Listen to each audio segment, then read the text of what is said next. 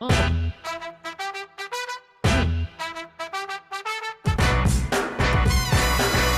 You're listening to another Woodshop podcast, the okayest podcast of its type. Your hosts are Daniel Dunlap of Daniel Dunlap Woodworks and Peter Kapar of P-Tree's Workshop. You can find them as well as the podcast on your favorite social media platforms.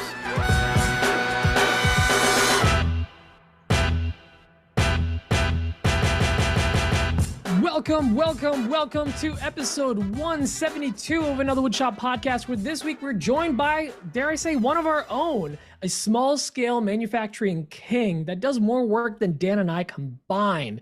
He turned his CNC into a money-making machine and spends most of his time showing others how to do the same. Hey, Dan, look up. What's that? It's Superman. It's a plane. Nope, it's a bird.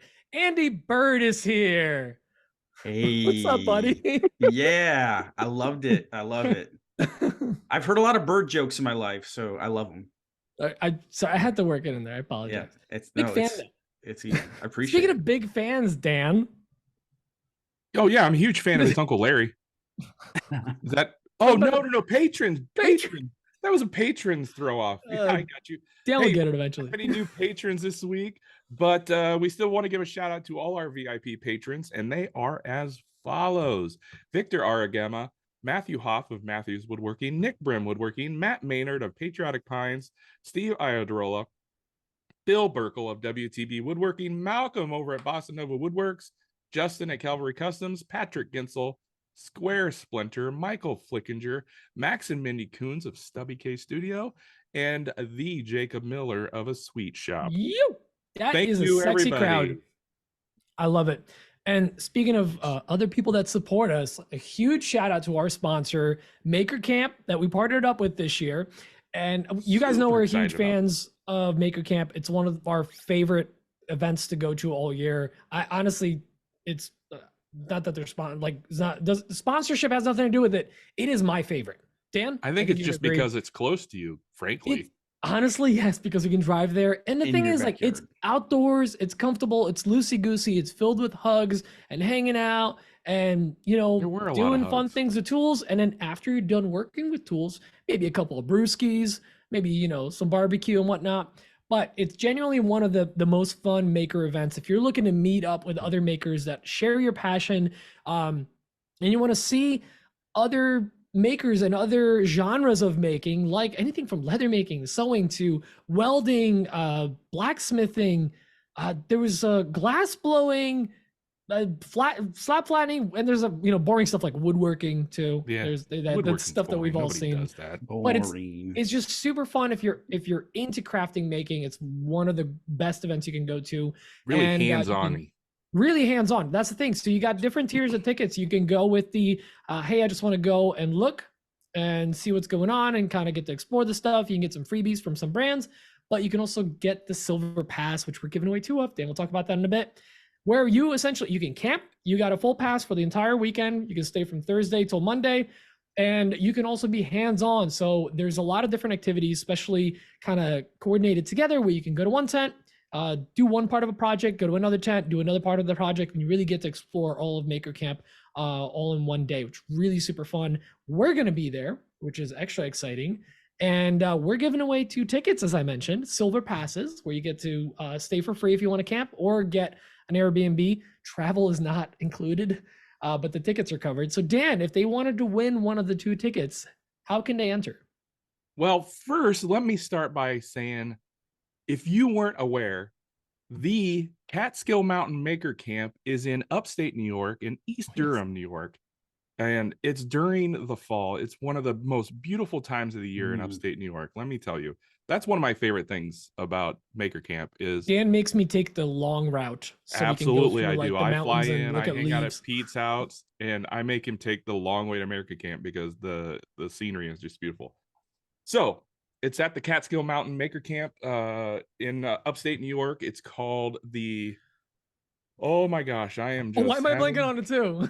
The Blackthorn Resort. Blackthorn Resort. My mind just went blank. Professionals. So the Blackthorn Resort, it's a whole camping complex. So with the tickets we're giving away, you get a camping spot. So if you want to bring up your RV, if you want to bring your tent, or just a sleeping bag to sleep on the ground, Or get a room Really up to you. or an Airbnb. That's cool too. or get an Airbnb. But you can't put the Airbnb on the camping spot. No. So anyway, yeah, the Blackthorn Resort. And we're giving away 2 silver tickets, like Pete said. And one of the ways you can get in on the action is to go to our IG account, Another Woodshop Podcast, and enter the giveaway we got over there. Look for the pinned reel that we have. I don't know if that reel is pinned, but it will be by the end of this show. It will be by the end of this spiel. Look for the pinned reel and follow the directions. The other way you can enter is by joining us in the pre-show live, which you have one more chance next week because we're giving away these tickets on the 21st. And I will give out a secret code phrase that you email to us at awpgiveaway@gmail.com. And there'll be another chance by the end of this show with a different code phrase that you send to that same email. So once again, we are super excited to be working with the Maker Camp. It's one of our favorite events of the year, and we hope to see you there. Yeah, we're stoked. Sweet. Now, speaking of being stoked, Andy's here. And if you don't know who Andy is, clearly you don't own a CNC. Because if you've ever even like just typed in CNC in the internet, you get 2 names. You get Ben Myers, and we love that guy, but he's not on right now. And we get Andy, because like you quite literally dominate like the search engine when it comes to like, how do I get into CNC? What is CNC? Your name comes up quite a bit. So Perfect. Andy, I've done my job. I've done my SEO work. Yes. I'm sure that was all by accident, Andy. So Andy, give us the elevator pitch. Who are you? How'd you get into this? Why are you here? Yeah. Who So the hell do you think you are? Who do you who think you am are? I? That's a great question. I'm nobody. Honestly, I'm nobody. 2018 is kind of when it all started, beginning of 2018. And I know this story gets told a lot, but honestly, my day job wasn't going well. And you're given a reason to look for something else. So that's honestly what thrusted me into the maker scene and woodworking. And then soon after that, I discovered CNCs, and I'm like, oh, I can make money with that thing. And so backing up before that, I was raised in a family that owns a small business. And so I've kind of always had that entrepreneurial eye. I've always thought like, oh, I can make money with that. How can I make money with that? I literally can't do anything. I'm not saying I'm good at it, but You do okay. I'm not bragging, but I literally can't do anything like without thinking like how can I turn this into money? So I don't know. I guess that's a bad. It's not a terrible quality. That's not a bad one, but it can be addictive. But so anyways, 2018, I started with a CNC with no experience, and I started with a Shapeoko XXL, Shapeoko 3 XXL, and And a bunch of broken bits. and a bunch of broken Amana bits. And If you're gonna break them, you want the best. yeah, buy the most expensive ones and just run them straight into your wasteboard and clamps. And If you want to know why that is so funny, you got to listen to the pre-show. Exactly, yes. We talked about that. Any CNC owner's done it like a dozen times. Oh my goodness. Yeah. It's like initiation, right? Yeah. So fast forwarding. I did some traditional woodworking stuff, kind of like where everybody starts, but I really felt like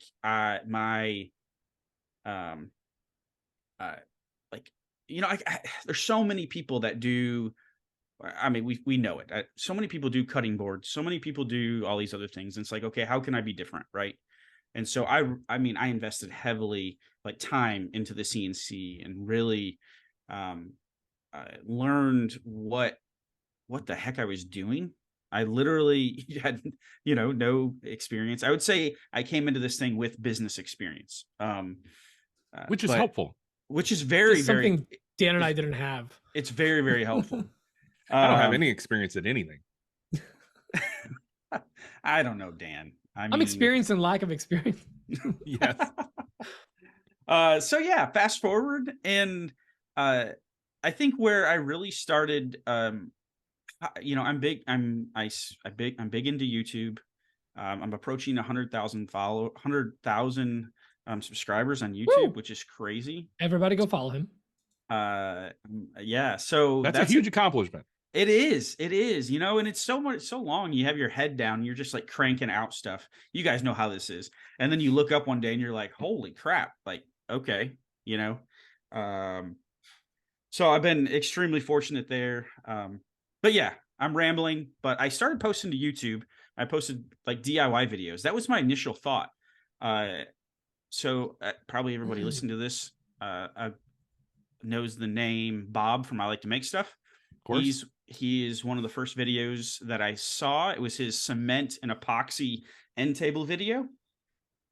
So I started posting on YouTube and DIY videos. I did that for like a year. Really wasn't getting traction. I was really just trying to find my voice. And then I started sharing what I was doing with CNC stuff, and that really resonated with people. And the next thing you know, I pivoted hard into the CNC stuff and just kind of doubled down with what was resonating with people and what I enjoyed doing. And the rest is history. I'm here. So I've been doing Andy Bird builds now for 5 years total, little over 5 years. We're approaching 6 years, but it's been 3.5 years full time. Wow. I could have swore you went full time a lot sooner than that. Not Yeah, sooner. well, he's like probably not full time far with away two jobs from today. at that. Yeah. Yeah, I thought it was more recent. There we go. So, That's the word. so COVID, the beginning of COVID, 2020, so June 6th, 2020 was my last day at my day job. So, well, That's I'm awesome. glad everything's working out. I mean, 3 And years, that's nothing to shrug at. I mean, that's awesome. yeah, and I haven't looked back since. I mean, I've worked more in the last 3 years than I have As one does. ever in my life. I often question my sanity in the amount of time I put into it, but yeah, I'm extremely blessed and extremely fortunate to be able to do what I do, and I really enjoy it. Like, I'm at a place where I enjoy sharing, I enjoy helping people, and I enjoy making things, and like being at that crossroads is really cool. So That's awesome. Yeah. I love it. Well, speaking of some of the COVID and you going full time and all that stuff, take us through some of the milestones that you've had or major leaps in your business. Like, obviously going full time, that was big, but then like I think at that point you already had 2 CNCs, right? So like I just had one then. Yep. You had one. Okay. So like, let's talk about like, the major leaps, like going full time, getting a second machine, first big rush of orders where you thought this is crazy, I might not be able to keep up, and then getting an employee, moving into a new space, like anything like that. Like take us through some big leaps. Okay. So yeah, so going full time, obviously that was a big one. And then there's a few that stick out in my mind that are like crossroads, like where making big decisions on where to go next and what to do and what direction to go. There's a couple that stick out in my mind. Jumping in full time, transitioning from just building like pocket hole furniture and cutting boards and like those types of projects to getting rid of not focusing on those and focusing more on the CNC, because there was at one time where I was doing both, kind of when the CNC stuff was getting up and going. So leaning in like into small manufacturing, and then came the pivot on the YouTube channel, which was it was really, really hard for me, and a really probably big deal. A little scary as well, right? Super scary. Like, so there's this weird thing, like, here's a side note, but I think this is really important. Niching down is really scary, right? Because you feel like it's counterintuitive. Like, you are limiting the amount of people that you're appealing to. Like, who would want to do that? Right. Yeah, it's spooky. It is very spooky, but honestly, a lot of my success I can attribute to niching down from, like, let's say, higher woodworking, like DIY projects, to CNC stuff, and then even further to CNC business stuff, how to make and sell stuff on your CNC. Those have benefited me very well. So those stick out to my mind, but they're really hard to, like, man, I know I'm going to lose some people that follow me for this stuff. You're Like, gonna gain way more. But what But you gain, yeah, it gets what you you- laser focused on the people that are really CNC truly focused. what you gain is you gain more passionate followers. Yes. Yeah. And that's been really good. So it's kind of the quote, I would rather have, and I don't know, a lot of people have said this isn't my quote, but paraphrasing here, you'd Abraham rather, Lincoln, let's go with 2008. it. Let's go with it. The internet. Abraham Lincoln in 2008 said, I would rather have 1,000 super fans than 100,000 passive fans. I feel that, man. I remember when he said that. Yeah. I was there. You were there. Yeah. was Yeah, at the rally.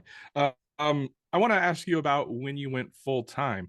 Mhm. Did you have any sort of like plan? Did you have an idea of what you wanted to do, or did you just reach a point in your day job? I assume that's where you were at back then before you went full time, where you're Mhm. like, that's it, I'm done, and you rage quit. Because I have these rage quit Mhm. like fantasies, and I Dan can't has do like it wet anymore. dreams about quitting jobs. I'm surprised he hasn't quit the pod yet.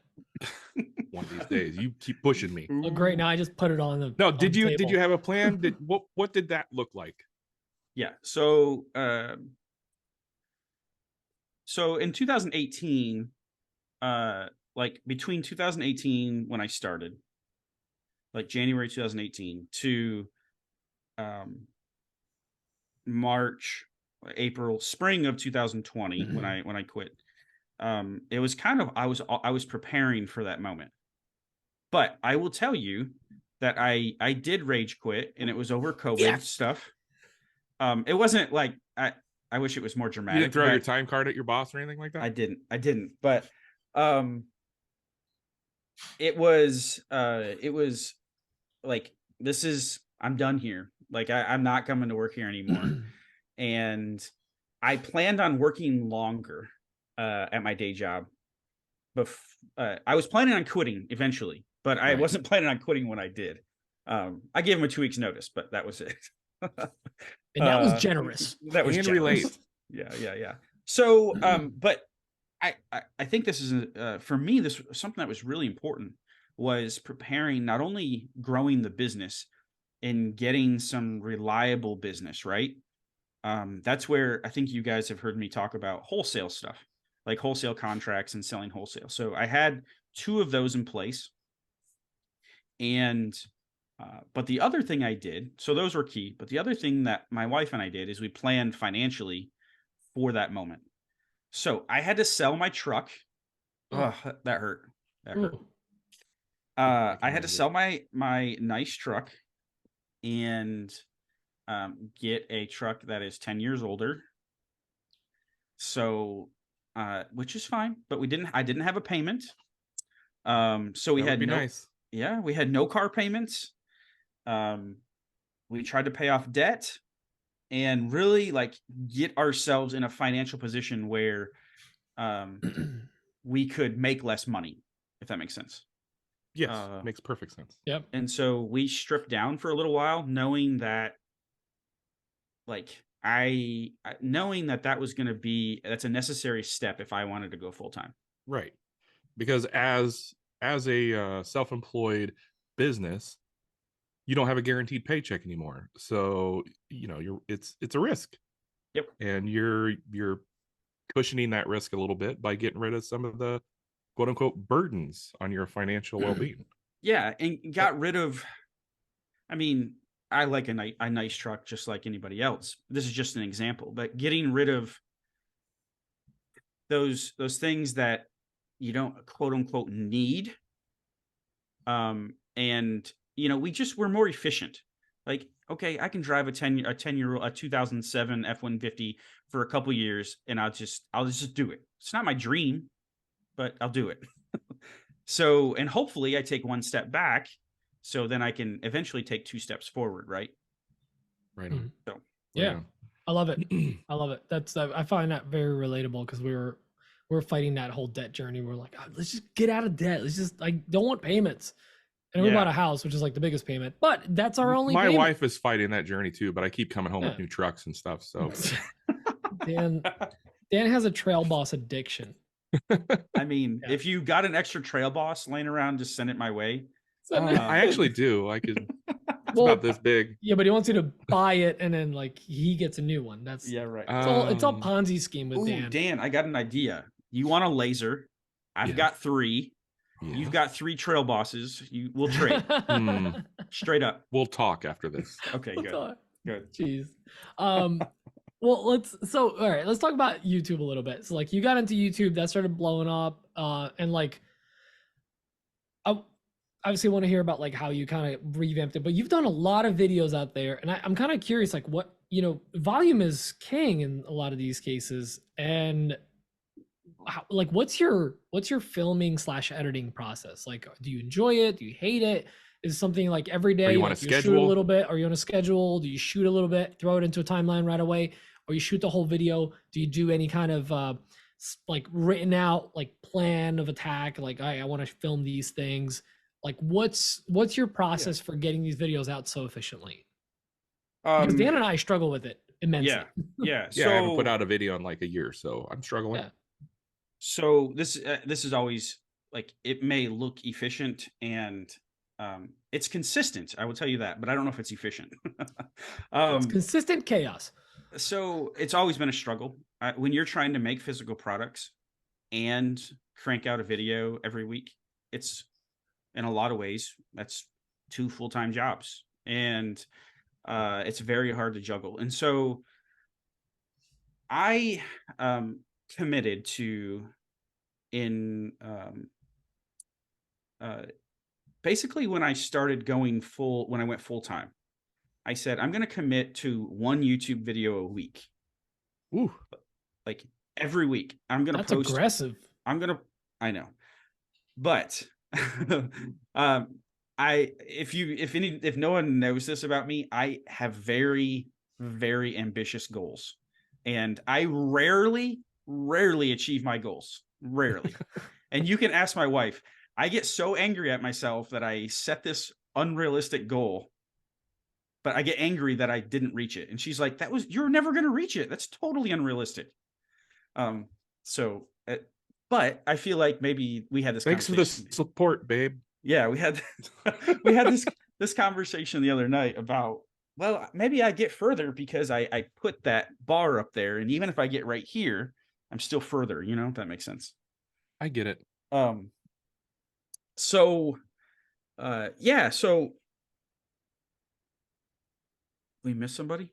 Oh, we weren't supposed to talk about that. He'll be right back. Oh, my bad. You're gonna have to cut this. No, I'm not gonna cut it. I'm gonna leave this in. I just looked up and I was like, "Where's Pete?" I think Pete pooping with Pete. All right, he wanted to hear this. So, he's back. let me. I'll tell you my process. I'm sorry, I had to step away for a sec. You're good. I called you out. Everybody knows now. Oh. Okay. So 1 video a week. I've made 100. I'm north of 150 YouTube videos now. Whoa. Yikes. And 150, 52 weeks a year. You're doing okay. Yeah, I'm pretty on much 1 a week. I've missed a couple weeks here and there. But honestly, I think that's where I decided to put my effort and where I've seen the most growth. And just being consistent. I was horrible. And I want everybody, you can laugh at me, that's fine. Go back and watch my first YouTube video. This is a great exercise. Go back and watch my first YouTube video. Is this a ploy to get views? No, it's not. I don't even care. Feet in it. You're gonna get 6 of views. I don't even. Can you watch a video without getting views? I don't. But if you could do that, go do that. Oh, he doesn't even have a thumbnail. Gross. And it's horrible. But I decided, like, I have to start messy, and I don't care what people think. I'm gonna put my head down, and I'm gonna get better every week. And I did. And that's how I literally, I did it the hard way. Like, I just did it the By the way, hard I'm way. skimming through it. And it's better than half the videos on YouTube. I think, and I could be wrong.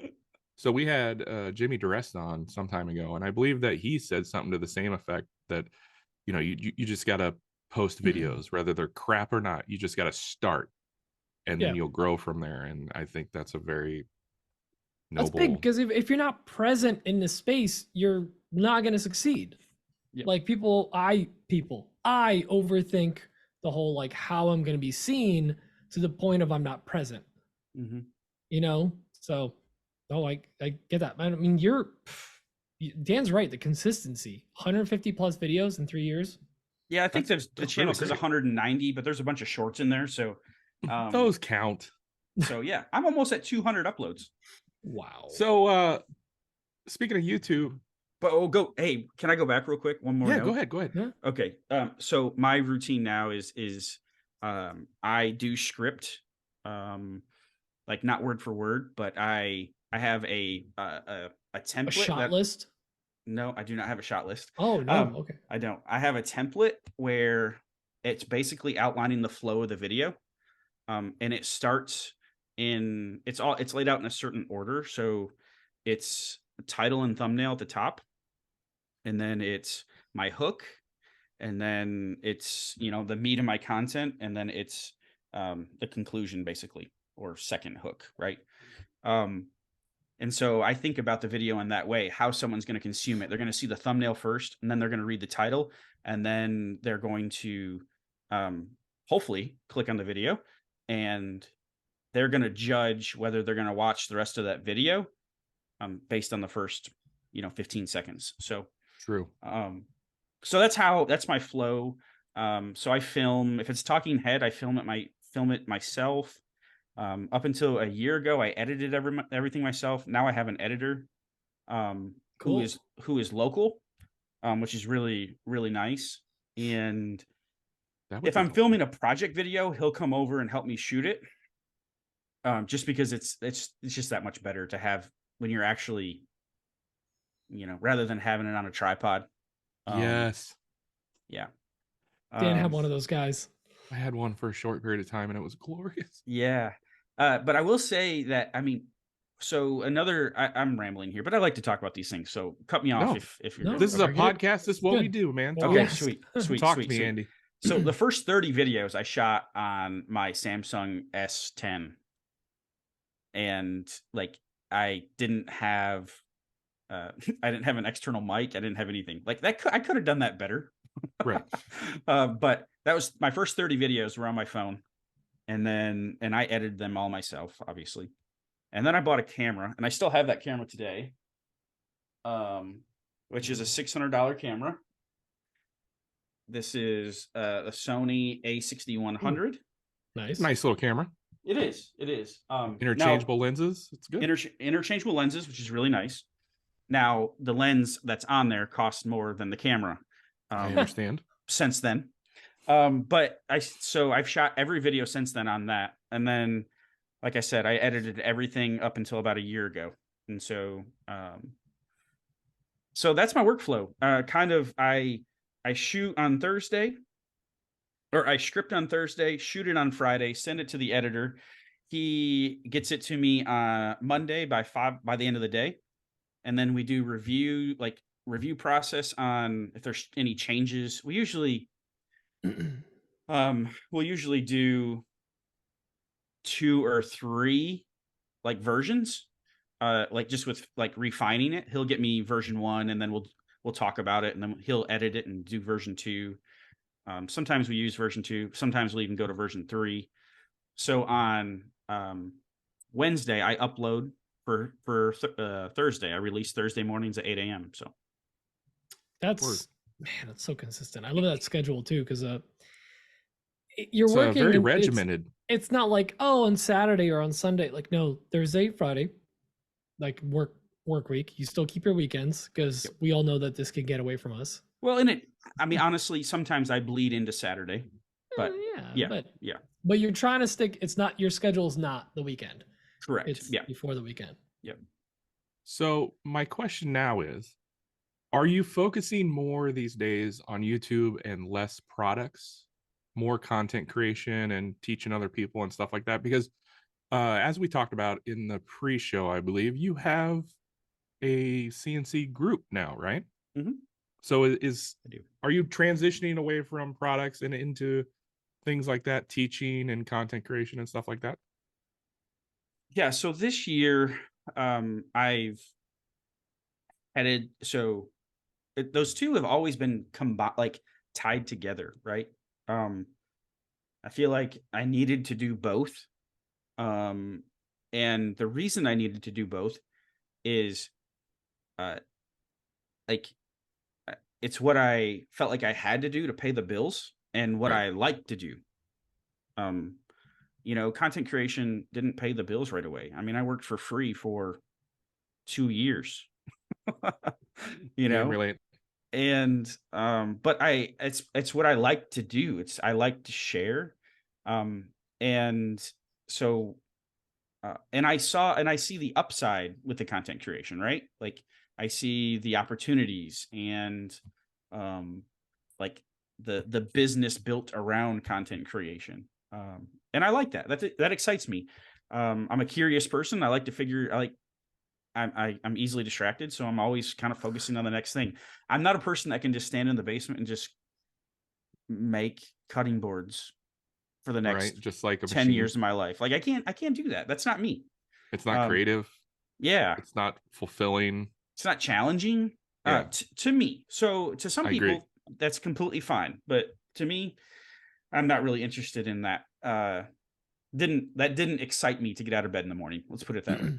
Yeah. Um, and so uh, the way we have it set up now is and I say we because my wife actually helps me with the product side.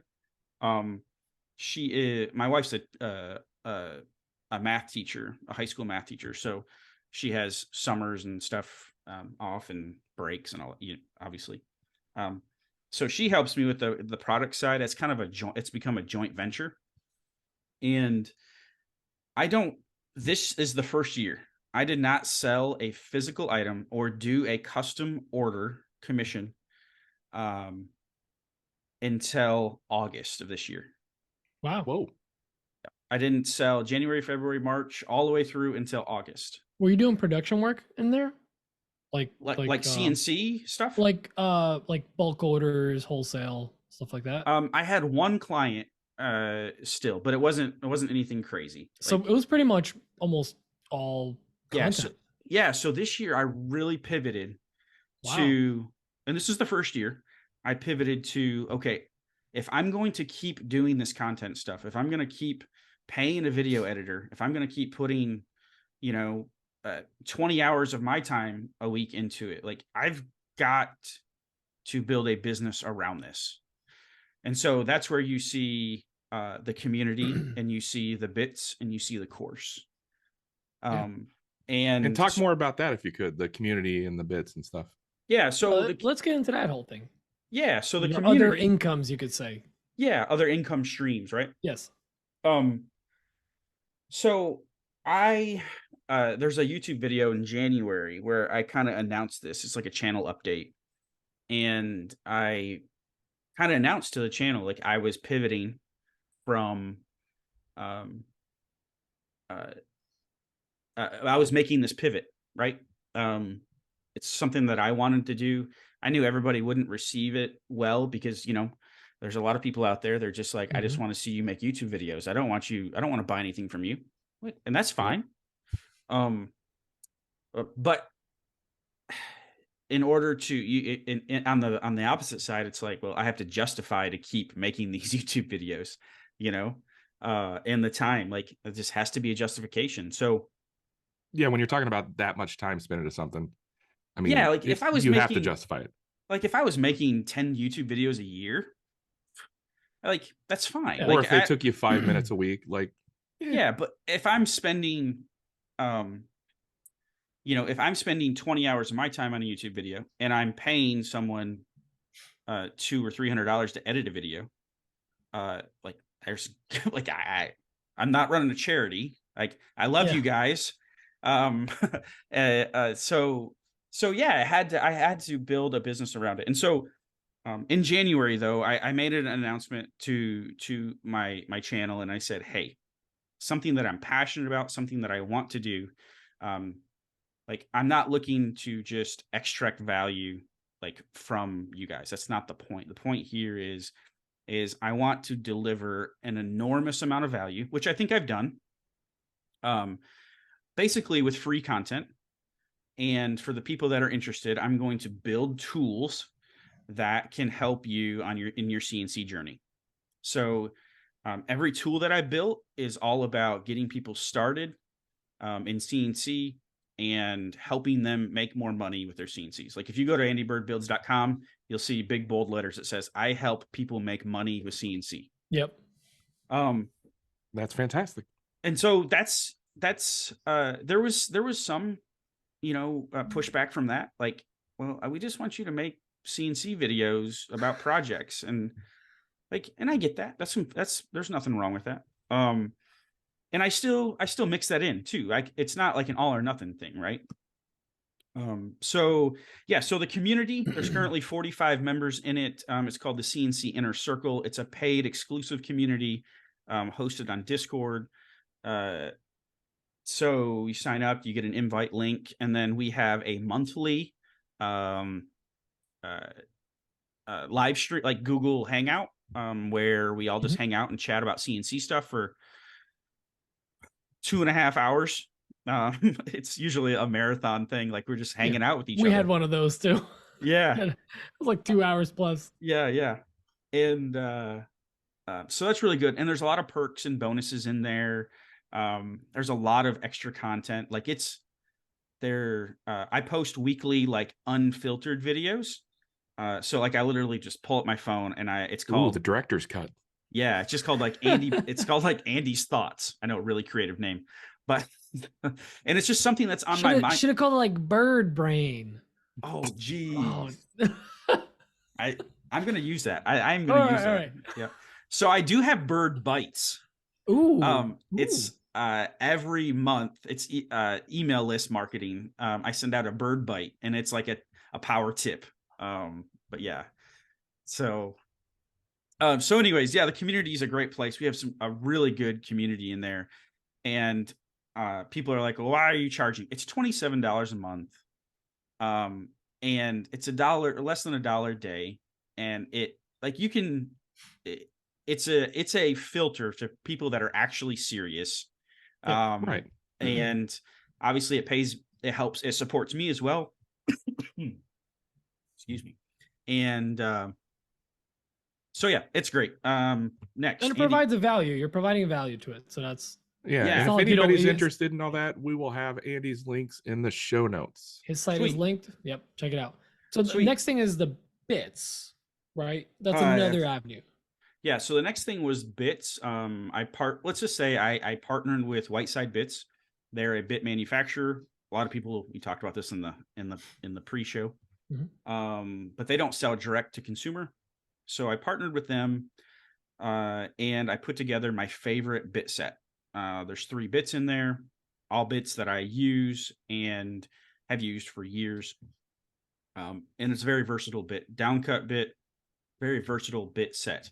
Downcut bit, a 60-degree V-groove bit. 60-degree, Pete. Not I get it. 60, okay. Jeez. And, I'm a 90 and 30 girl, okay? Jeez. We know. Whatever. And a bowl and tray bit. Those are my three things. And then you buy the bits, and you get 10 files 10 projects. If you use Carbide Create or Vectric, it has the toolpaths in there already done for you as well. Ooh, lovely. With those three bits. So nice. Moving quickly to my course is another thing. So I wrote a course and filmed it last year. Took me 6 months to release it because I was nervous and well, that's no small project, so that that's not an easy thing. But it's the whole, like, man, I really struggled with the whole, like, making a course. and selling an online course, like, because I always thought like who does that, like those things. Well, that's something for Steve Ramsey. I'm not that guy.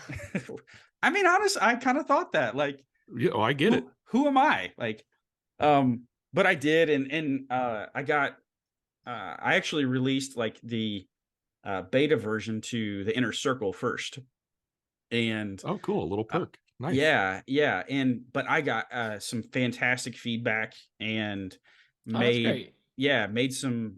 They got to go through the course for free, and then I got feedback, and yeah, so it's out there win-win now for both groups. Yeah, it's been really good. So we launched the course in May or June, and we've sold 200, almost 200 copies. Ooh, Wow. nice, very good. Very cool. Yep. Nice, man. At $1 a course, I mean, that's $200. I know, like According to my math. My wife can get new shoes now, so. No, I don't know what Andy charges for the You course. don't That's certainly CNC not $1. shoes? Yeah, just don't nice test- clogs. don't test me. Yeah. That's all. It's really great because I know like several years ago we were all in like a group chat together, right? And it's so fun to see how far along you've come since then. It's been so long. It's been such a great journey to watch. Isn't it crazy how long ago, like, I know we all, like, we don't see each other every day, or No. we see each other once a year, right? When Or Instagram chooses to feed right, us each other's exactly. content. But I think You it is usually really, go to Workbench Con, right? Yeah, I see you at Workbench Con. Yeah, so we've met, but it's really cool to like meet strangers on the internet literally 5 years ago. And still be able to come back and talk and see Right. how far, like, yeah, it's pretty great. Yep. So what do you say, PD? You want to go into questions, or Well, you we've got been anything asking him else? questions. Oh, I didn't know if you were done. No, well, one of my questions was more just about like the shipping and products and packaging, Yes. consumables, that This is type a of big stuff. one.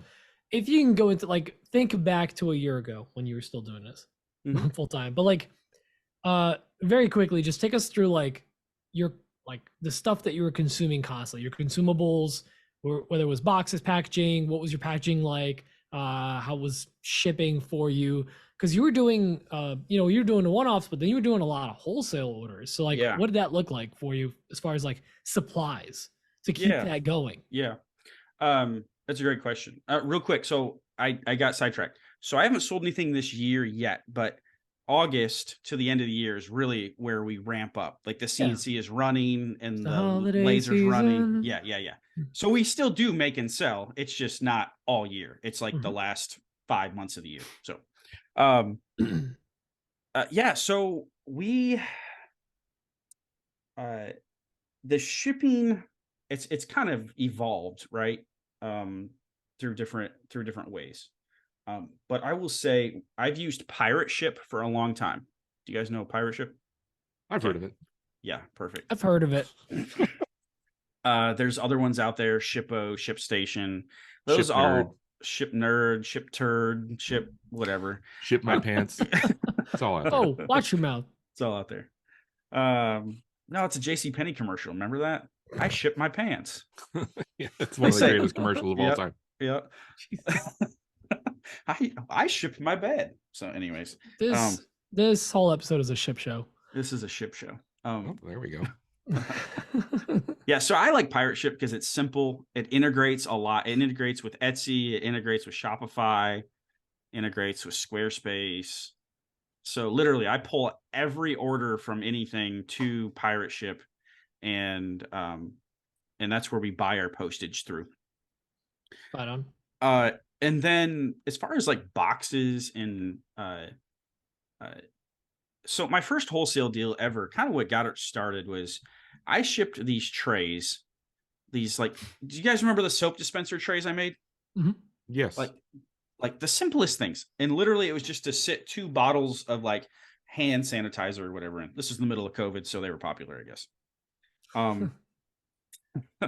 I shipped those to Seattle, Washington from Kentucky. And we designed the whole deal around how many would fit in a flat rate box, like a flat rate USPS box. So she Smart. would order in 21 set quantities. And like, so because that's how many would fit. So Yeah.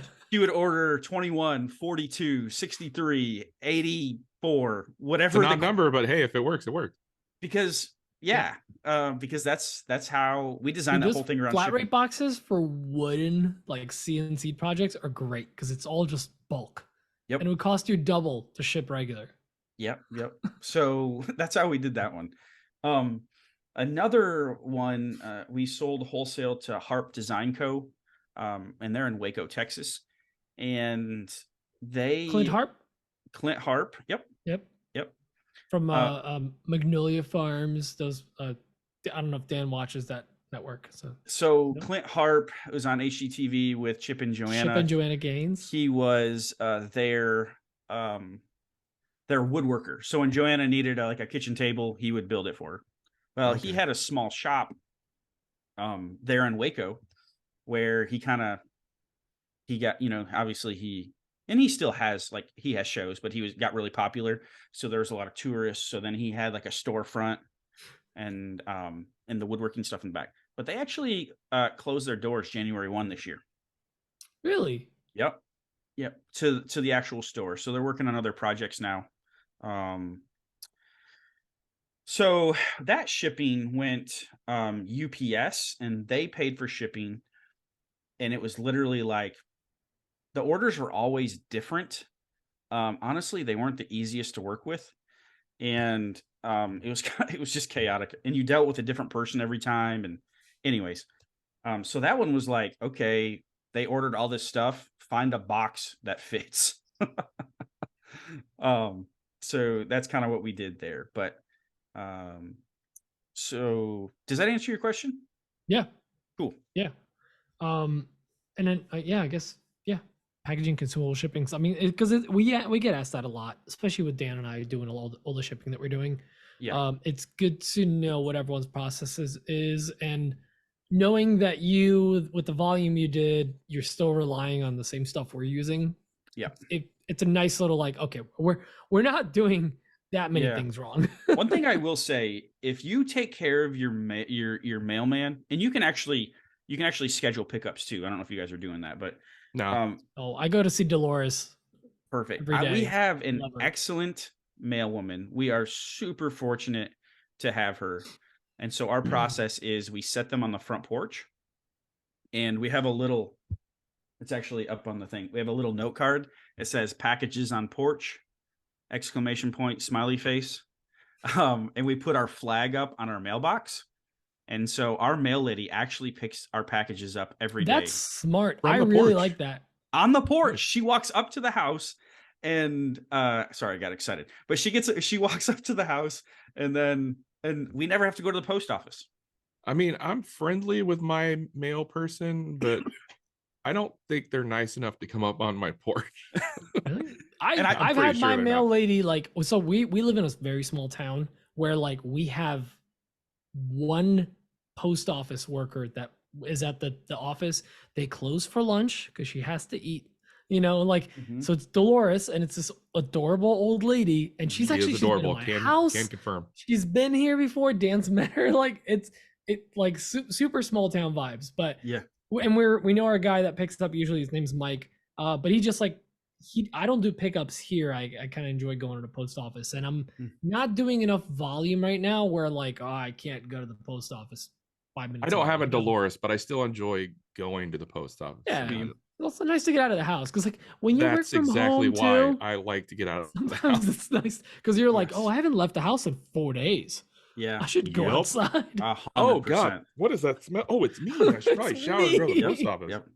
Yeah, when you work, live, and sleep, and you only 20 feet you travel, that's the most you travel, and most of it's just vertically upstairs. It's I gotta get out of this place. Yep.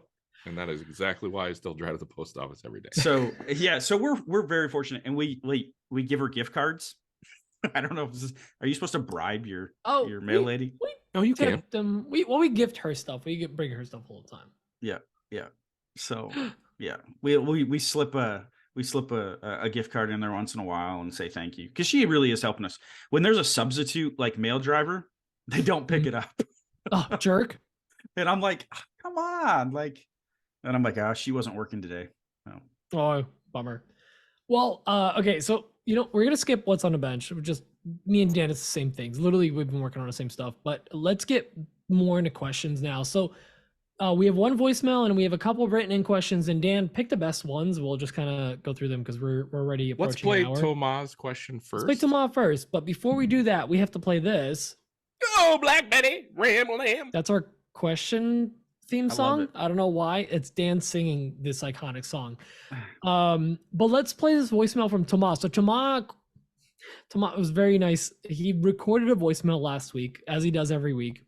And then he got lost in a shop. He's just kind of been doing stuff in the shop, got busy, and then was like, oh, snap. But this is all in French. He forgot to hit the send button. I forgot to send, but imagine that in French. So he called him with 2 voicemails. So here is Thomas with a question for us and then one for us plus Biddy. Hey guys, the following question is the one that I recorded last week, but that I forgot to send, so sorry. Another one bites the French. Hey guys, I'd like to congratulate Dan on his new title, Dan, King of the Inserts, Destroyer of the Planer. Alright, first Destroyer of the question. planer. How is your video going, Pete? Rude! And about tonight's subject, do you guys list on Etsy the things you make for Christmas fair and stuff? If you go to those, and also how many items do you redo from last season? Or maybe you only try new things each year? Bye. Alright. Wait, so before we continue with the rest of the question, let's actually split it up because it's 2 Okay. very separate conversations. So I'm gonna kick this one off with you asked me how's my video coming along. None of your business. It's rude. Thank you for being an accountability buddy. We always ask for people to hold us accountable. I appreciate you, Thomas. I'm working on it. I'm really sorry it's not out yet. As far as the so he asked about what was the question about Etsy? Yeah. Do you the things that you make that you take to fairs and whatnot? Do you list those on your do we Etsy list store them? as well? So yes and no, and yes, I just I try to list it, but if I always look at it from through my Andy Bird eyes, I'm like, can I make money with this? Is this feasible to keep cranking out over and over again, or is this 2 hours of labor per item and it's not worth it? So I always try to can I make money with this? And sometimes for a fair, it's fun because when I do an event, I'm it's my free time. I can kind of get away with some time here or there. But if I'm doing this where I have to stop something that I'm doing that week and make one of that product, is it gonna make sense for me to make it? So it's a yes and no, Tomas. It's if it's something I can do in bulk and ship out, or in bulk and then keep inventory of, that isn't going to inconvenience me a lot, I will. But if it's something that takes up too much time and space, I will not list it for online use or online purchases. As far as second part of the question was, if I do stuff from year to year, yes, anything that makes it online, I just keep going throughout the year because especially with Etsy, I've sold Christmas tree things in March. People sometimes just get ahead of it, or some people are like, oh, we never sent them a Christmas gift, let's do something nice, and then they'll throw an ornament. And with Etsy, there's no harm in keeping that listing up. It's it's 20 cents to relist it. Whatever. That's What's not that? the end of the world. Yeah, exactly. It does add up if you have a lot of stuff. So sometimes people will turn off things seasonally. If it expires, you just turn it off. But I try to keep things, it's not a replace each year or something else. We're not Macy's. We add products to it. The only things that might get removed is things that are I'm making $1.50 on this thing. Is it worth it? No, it's out. It's I might something still that make you it can for shows. reevaluate and see. Yeah, where you're exactly. Yeah, that's why when we talked about this last week about take notes and evaluate your year, and then keep those notes in the bin of stuff from holidays or whatever. And then next year when you open up that bin, you go, I'm not supposed to be making these. Okay, I'm not going to make any of these because they don't make money, or they cost me too much time, and I forgot about that. So it's something to think about. Dan, what do you think? I absolutely 100% will list everything that I take to a fair on Etsy if it didn't sell at said fair. I won't list it until after I've gone to the fair, or whatever, or festival. But when I list it on Etsy, I'll mark it as a one-off thing. I only have one. You buy the one and it's out. unless it's something that I can remake over and over and over. Then I'll mark it as, maybe I got 25 because I can just make one on the fly. But yeah, I absolutely make those. And as far as relisting things, I mean, like I just said, if it's not broke, don't fix it. I mean, if it's selling, I'm absolutely going to keep offering them. And I don't see any harm in taking listings down just because they haven't been selling. I mean, you never know when a listing's going to go off on Etsy. Case in point, I'm reaching back and grabbing, I make these little bottle openers. I'm sure every woodworker It's does. a nice looking one. It's pretty. And I've had them listed in my Etsy store for over a year. And just this past week, they've kind of popped off. And I've sold, what did I tell you, Pete? 6, 7? Yeah.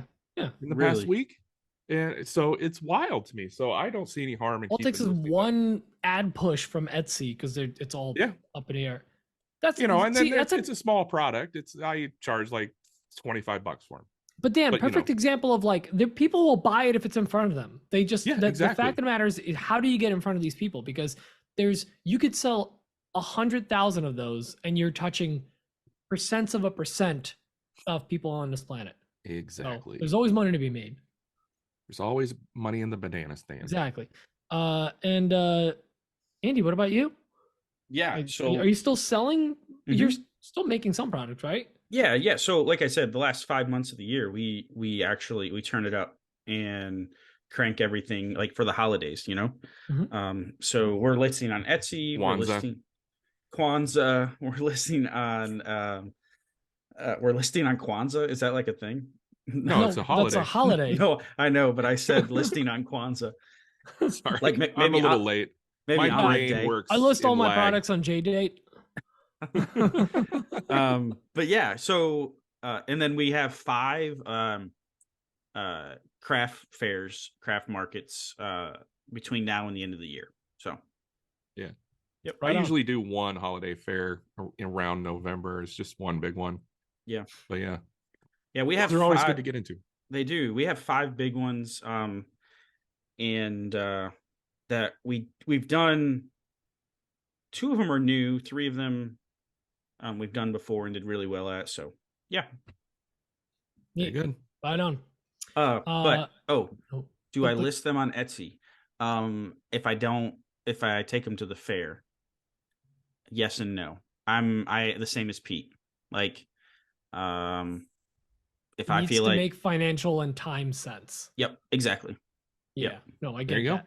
I'm trying to be really selfish with it because my old brain of like, well, it's my time. It's just free time, whatever. Like, no, like you got to start thinking of it like a job, bud. Your time is your most valuable. It's the only thing you can't create more of. Exactly. So let me ask you this. Let me throw a little wrench into your theory here. If you don't sell it on Etsy, what do you plan on doing with it? Taking it to other fairs?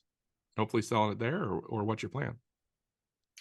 I think it's more of just like, are you going to make more of them next year?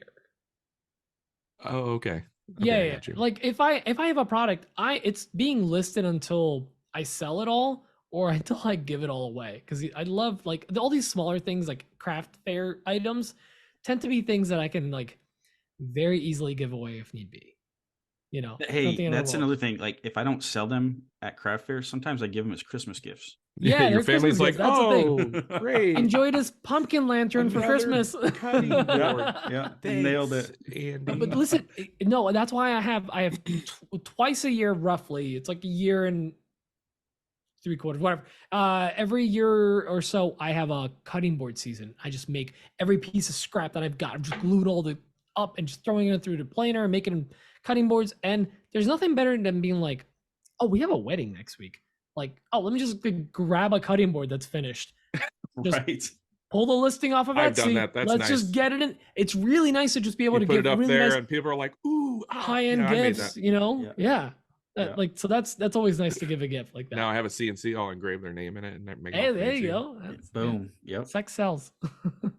All right, let's finish this question from Thomas.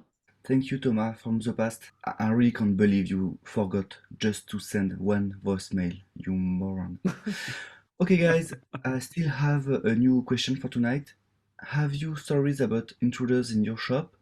It could be a person as well as bugs or animals.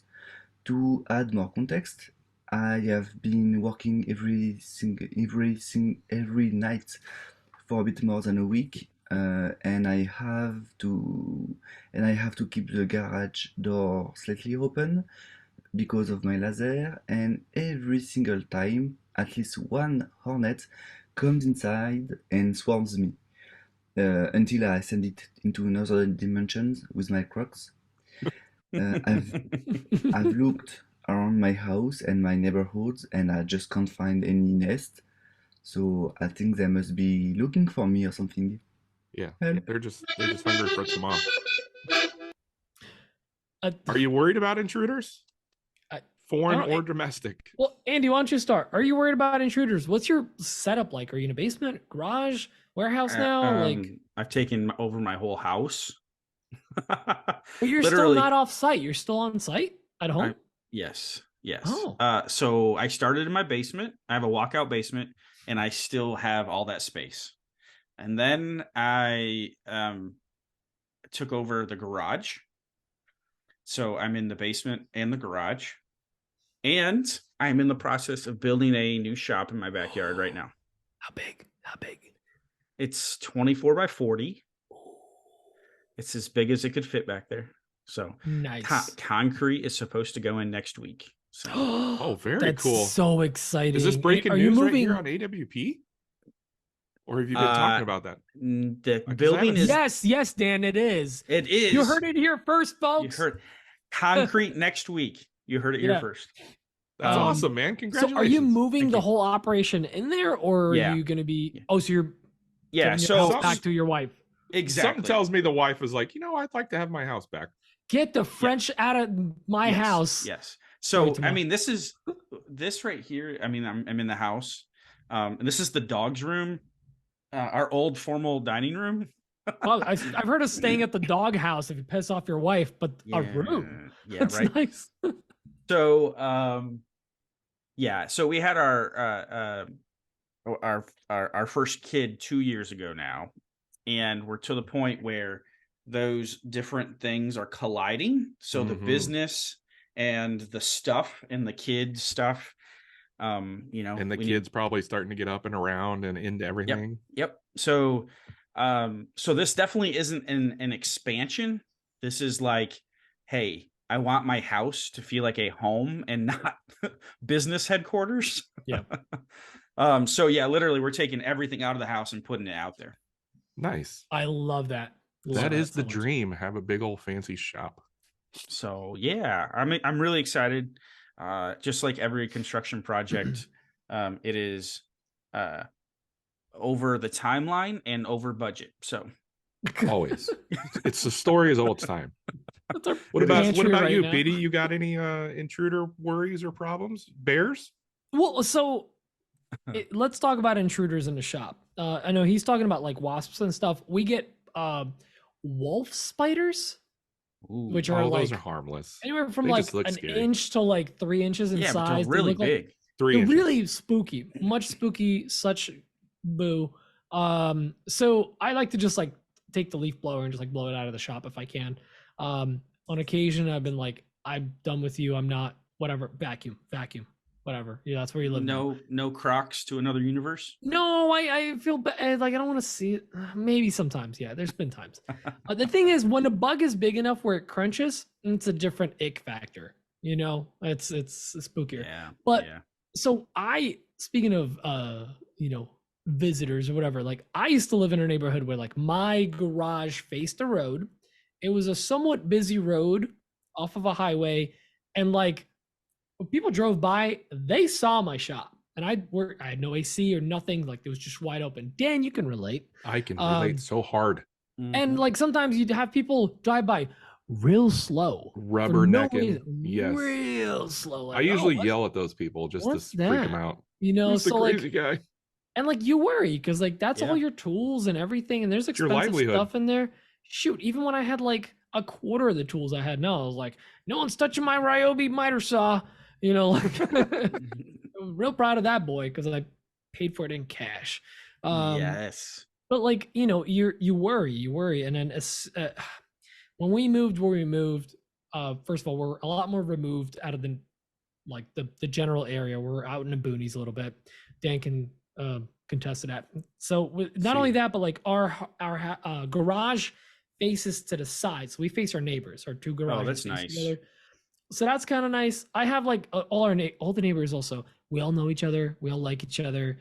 We all chat with each other. I have a rule of like, my garage door is open. Come on by. If I'm busy, I'll kick you out. But I love when people stop by. Like I now I invite it. You But kind it of used to got be, like a organic neighborhood watch thing going. very much. Funny That's cool. story. We go to the event at Adrian's house. We go to why am I blanking Hickory on what- Homestead Creations, yeah, Friends on the Farm. Hickory Friends on a Farm. Yeah. So Adrian from Hickory Homestead Creations, one of our friends, is throwing like an event every year. Just a bunch of makers just get together, like Maker Camp Light. I right? think that's just her way of getting you guys to do all her farm work for her. Yeah, that's exactly it. Yeah. So we went out there, and our friend Carmine with the van came out, and he left his car in a driveway. No less than 4 neighbors reached out to us, said, "Hey, you got a car in your driveway with the lights on." No, we had all the keys to, like, he took his keys by accident. He didn't leave them at the house. So like his battery just died, whatever. But like neighbors reached out that same day, and then like the next day and the next day, we're like, okay, we get it. Yes, we have. Thank you for letting us know. So it's really good to know that neighbors are going to look out. But it's always scary. Like, listen, we all deal with this. And we moved out of here, one of the things we did, we got a PO box so that that's a return address. People don't know it. But I'm a registered business. People can find my address if they really want to. I'm not in any illusion, but I just don't want to put it on every piece of packaging that I ship out. The hundreds of packages that go out of my house. Right. The return address is my PO box. They're gonna go see Dolores. You know, it's gonna be great. Yeah. Pete, you look different. I still You need look to do different. that. I'm still putting on my home address on all the packages I sent out of here. I'm probably a little too trusting. We'll talk about that, Dan. So what about you? I have had people stop by uninvited. That was an awkward experience because I am easy to find, just like Pete. I'm a business and I put all my addresses on. People just find me, which is great, I guess. But speaking about intruders of like the animal kingdom kind, I've had a few snakes in my shop. Like a couple weeks I ago, haven't had a snake I had yet. a giant black rat snake in my shop. This thing must have been 5 feet long. No way. And I've had one in my Wow. basement before. That I was, put it on the stories. He came out from under the stairs between my garage and my house. And I tried to get a video of him and everything, but he turned around and went back under the house. And I was like, oh damn, this thing was massive. And I'm not scared of snakes. Does he and this live is in a harmless raccoon snake. sex dungeon? No, I think he may have died. Dan under has the a house. raccoon sex dungeon. It's I a do. long It's story. right here. Yeah, that's another story for another time. All You got to right, be a all right. patron to know that one. So I blocked off the entryway of where he got in, hoping that he would find another way out. And I think he died in there Oh. for reasons. We won't get into that. And that was a couple weeks ago. And then just 2 days ago, I come out in the morning, I open the garage doors like I always do, and a freaking snake falls from the garage doors Oh, onto my my. workbench. Oh my god. And it was a little bull snake about like this. It's about 10 inches tall, or long, 10 inches Wide. long. That's a tall I'm snake. It's the I'm width. scrambling, trying to get my phone and capture this snake before it gets out of the shop. And everything I is wanted to get a content. video of it and do all this stuff. And like I fumbled the phone and dropped the phone and it cracked the back of the case. And I didn't get no content out of it. I was super bummed. And the snake got away. So What a bummer. Oh my god. yeah, that's the Jeez. intruders I've been dealing with lately. Yep. Snakes. I didn't mention that, Snakes. but we get bears out in our area. Yes, you do. That's why I Yeah, mentioned so- bears. I tend to not work with my garage door wide open, like all the time and like Mhm. late into the night. But sometimes I do, and I'm like, let's roll the dice. Bear maze. Mm. Bear maze. Just make a lot. I just turn on a dust collector. It'll scare him away. Right? Probably. Shoot him with the bug assault. Yeah, exactly. So Dan, we had some written in questions for the pre-show. There's a couple good ones, a couple Yeah. throwaways, and you know who you are. Well, I don't know. we're gonna give it to Toma again. He had a question in the pre-show, a real quick question for Andy, and he wants to know. I know you do a lot of work with the Avid. How do you Yes. feel about the Avid CNC? Is it any good? Yeah. So Are you going to ruin any relationships here? Go get your popcorn. No relationships will be ruined. But I love it. So my honest opinion about it is that it punches way above its price point. As far Really? Okay. as Solid review performance. right there. Yeah, as far as performance goes. Now, the way that they do that, again, this is just my opinion. The way they do that is you have to assemble it. Yes. Which, if anybody knows me, I'm not a fan of assembling something that someone else built or designed. Like that's not enjoyable to me. I don't want to do the thing that I make Nor people me. do. Right. So I can see how that would. Speaking of intruders, I got a fly flying around my head. Where's Tomas? You need a French croc. Oh, I got one of those zapper tennis racket things. Cool. Yeah, those are great. Oh, those are fun. Very satisfying. Yeah. So the Avid, honestly, I think it's that's my opinion on it. It punches above its weight class, like as far as cost, like value goes. Excellent. So, Malcolm has a question from Bossa Nova Woodworks. He says, Andy, you seem like you really put some time and effort into storytelling in your content. Can you speak a bit about the effort and preparation you put into that and why that matters? Yeah, so I think we talked a little bit about we went into the YouTube the scheduling effort and stuff. But I will speak about why I believe it's important. So knowledge, like sharing knowledge or even projects on YouTube are like without a story or without like my personality in it doesn't separate it from anybody else's content. So like if we all just made I know cutting boards is a bad example, but if we all just made cutting boards, like how are people going to connect with that, So I think for me, it's important to put my story, my experiences, things that I've actually done or have experienced, whether it's business, whether it's personal. I just did a video, which I was really proud of the video, and YouTube wasn't. That's one way to put it. It happens. I was on a streak. I was really pleased with YouTube this summer, just for consistency. And then they just like Jimmy Dresta says, they just turned off the spigot. They're like, nope, sorry, you're done. Yeah, we're done with this one. Hope you enjoyed the ride. Not enough feet. Yeah, right. And that, honestly, if anybody's listening, that is why it's super important to build your own products around your YouTube channel, because sponsorships and views, they all come and go. So they could just go away like that. On. Yes. Smart. But anyways, I made a video about a fishing trip I went on, and I drew a correlation between fishing and running a business. I thought it was masterclass, oh, this is so good. People are going to connect with this. No. Bombed. No, just bombed. So you never know what's going to pop off. You just never know. But anyway, so I think it's important. One, people relate to stories, right? They can, it makes Absolutely you relatable. People, and some people, I think it's easy to get caught in, I want to relate to everybody, and I want to be, I don't want to share my story, because then some people that watch my content might not relate to it, and then they don't watch my content. Again, it's that niching down thing, but that connection that you're making with people, you're not designed to attract, the 8 billion people that are in the world, right? You don't need that. So numbers aren't numbers are a big deal. Don't get me wrong, but it's the quality of those relationships. And I just try to be authentic and try to share my stories to connect with people, and just authenticity. So I love quality over quantity. Yeah, love it. But if you can do quality and quantity, you're that's good. too much work. I'm just gonna do one. You're going to be a billionaire. What else Brayden we over got? at Little Bug Woodworking, he asks I'm wearing a Andy shirt.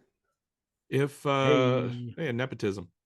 Andy, if you were starting your business over from scratch, what would you do differently, not do, maybe do sooner? Anything at all? This one's a That's a tough one, tough really. one. It is. And not that I don't want to share, it's just like there's so much. Where do I start? So I would say I would trust my gut more. There's been some things where some decisions that I have made that I should have made a long time ago. And the only reason I didn't is just because of just hesitation, second guessing myself. Right. I I think but we've all been there. yeah, we've all been Yeah. there. And I think, I mean, as long as you do your due diligence, trusting your gut, like, like pivoting, even though, uh, And what our old co-host used to say, always bet on yourself. oh, Yeah. 100%. I think it's fantastic. So when my day job ended up going poorly, and it wasn't because of my performance. I was actually a local government employee, and they decided to contract out my job, and Oh. and several other people's jobs just because of bureaucracy stuff. But when that stuff was going poorly, uh, and I went full time, I learned a valuable lesson there that I think has served me well. Is I would bet on myself any day. And I would rather bet on myself any day of the week over betting on someone else to do something for me. And so that I say the same thing all the time. Like I'm willing to bet on myself. Like I will figure it out. And I think you have to. I don't have all the answers, and I don't know everything, but I'll figure it out. And I think that served me well. I think, yeah, just being willing to start sloppy and share that is very relatable to people. And I love that. Start Yeah. sloppy, not like messy or whatever. Start sloppy. Yeah. Just start. I mean, seconds. Sloppy seconds, and but be committed to getting better. Yeah. And improving, right? And learning from your mistakes, like failing forward. I think that's something else I tell myself all the time. And I heard this quote the other day. I really wish I could give credit. Michael Scott. Let's go, Michael Michael Scott. And I forgot where I saw it. But it was failure is just research to start again. I like that. Oh, that's nice. I like that. Isn't Michael that Scott. awesome? Definitely Michael Scott. Yeah. It was definitely Michael 2025. Scott. Yeah. So yeah, I think that I would have trusted myself even more if I was to do it over again. And then another thing, I know I've had wild success on YouTube compared to like most people. And I'm very fortunate with that. But I think I would have been even more successful on YouTube if I would have figured out, and I know this is part of the process, but if I would have started YouTube with CNC content, think about how much further I'd be along. Oh yeah. Like I would be so much further along. And so, I see all these people start YouTube channels, and that is critical. Like when you start building an audience, if you can start building the audience that you want to build, because and it's very common for people to start someplace and then kind of pivot a lot to get into like kind of their niche eventually. But what happens, it really kills your YouTube growth. And I really think like why Lincoln Street is so successful with his YouTube stuff. He's so surgical with it. He's so surgical, and he did research. I heard him say this before. He did months of research before he ever posted one video. And so he got laser focused on the direction that he was going. And so he had that momentum from the beginning, because what happens with YouTube is, the way I understand it, take that for what it's worth. So I release a video. They're going to show that to the people first, to the people that are most likely going to watch that video, right? Mhm. And then they're going to take the data that they collect from those people and determine where they're going to serve that up next. And so, like, if your immediate audience doesn't respond well to a video you post, that video is very unlikely to be shown to anybody else. Right. So what happened to me is, like, I built an audience, a small audience on DIY stuff. And so I talk about my 8 million view video. We talked about that in the pre-show. Talked about the DIY stairs. And although that is woodworking, it has nothing to do with CNC business. And so what that video did is it brought me 20,000 subscribers. That's how many subscribers I've gotten from that video. 20,000 subscribers from that video of my 90. They could care less what I talk about on a daily basis now. Yeah, they're just right. And so, like, Good way to put it. they're actually doing me more harm than good. Yep. You want me to send them a strongly worded email for you? Yeah. Can you please do One that? service Please I do that. provide. Hey, So you need to get lost. So if I could have, if you, what I would say is if you can, there's multiple ways to do it, but if you can know, and take the time to do that research ahead of time and kind of hit the ground running and stay going that direction, rather than going like I did. I went horizontal a bunch rather than just going vertical. I lost a lot of momentum that way. Right.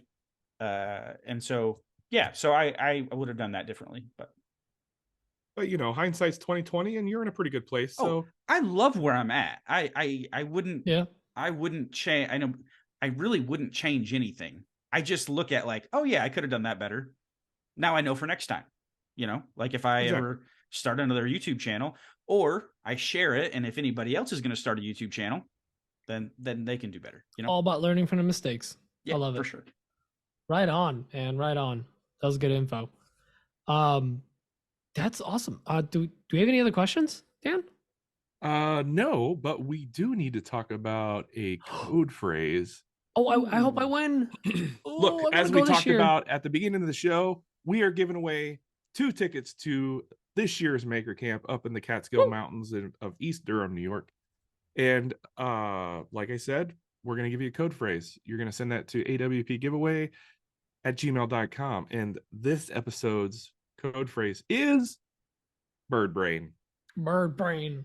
Bird brain. Because I loved it when Pete said it. And this is a bird themed podcast this week. So send that to us in an email over at awpgiveaway@gmail.com. Get yourself entered into the Maker Camp ticket giveaway. Also, be sure to go over to our IG account, Another Woodshop Podcast, and get entered in the pinned reel that is on our profile, and read the description. It is pinned.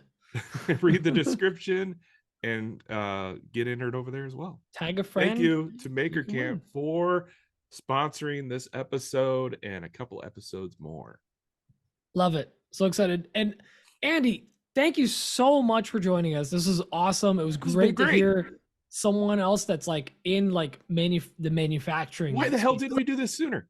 That's why I love calling it small scale manufacturing, because we're little tiny factories in our houses, and we do production work. We do what 20 years ago was done by like factories. Yes. Right? Like people couldn't do. Weird how far along that has come, isn't it? Oh my God, it's insane. And the fact that we mix so many different like machinery, like lasers now, CNC, all that stuff, it was really cool to see from your perspective. I feel like you've been in it. We're living in the future. We're in the future. Tomorrow is yesterday's today. There you go. I don't know if that actually do that might work when the podcast is released on Sunday. Let's so go for it. Again, thank you so much for dropping all your knowledge, sharing. Man, I love sharing. Thank you guys so much for having me. It's so awesome, man. If you don't follow Andy, do so. Go hit him up on IG. Go over on YouTube, on TikTok, on follow him on Facebook. YouTube. Grinder, I don't know where he's at. He's Only everywhere. fans. YouTube's the big one. Follow him there and go check out his website and his course and everything else he offers there. 'cause All he's those got a lot links of are cool in stuff the on there. bio, not the bio, the description. The show notes. Description. Sweet. Link in bio. Yeah, Man. I love it. I always say, like, literally what I do on a daily basis, or what we do on a daily basis, like what literally wasn't possible 10 years ago. Yeah. Yeah. Like 10 years ago, technology. Yeah, 10 years ago, like the Shapeoko, like if you go back and look at it, and I'm not saying they're the first ones, but like they were using a Dremel as the spindle. Like, Really? Yeah. We Wow. have leapfrogged so much. Oh, it ahead is of where we were. unbelievable. Unbelievable. I love Really it. cool to see the journey through your eyes and everything. So thank you again for joining us. Thank you everyone for listening. Make sure to tune in next week for the pre-show. We're going to be giving away code phrase for the One final more chance next bonus week. entry for the Maker Camp ticket. And again, like Dan said, check out our posts. Next week's guest is going to be Josh Hescott. We're super excited for that. And we'll see you all next week.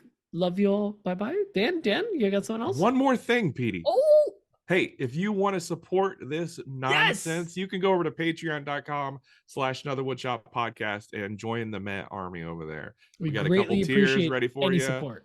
Any support you can give would be great. Even if you can't help us out financially, if you just share the show in your stories, tell your grandma about it at dinner, whatever, everything else.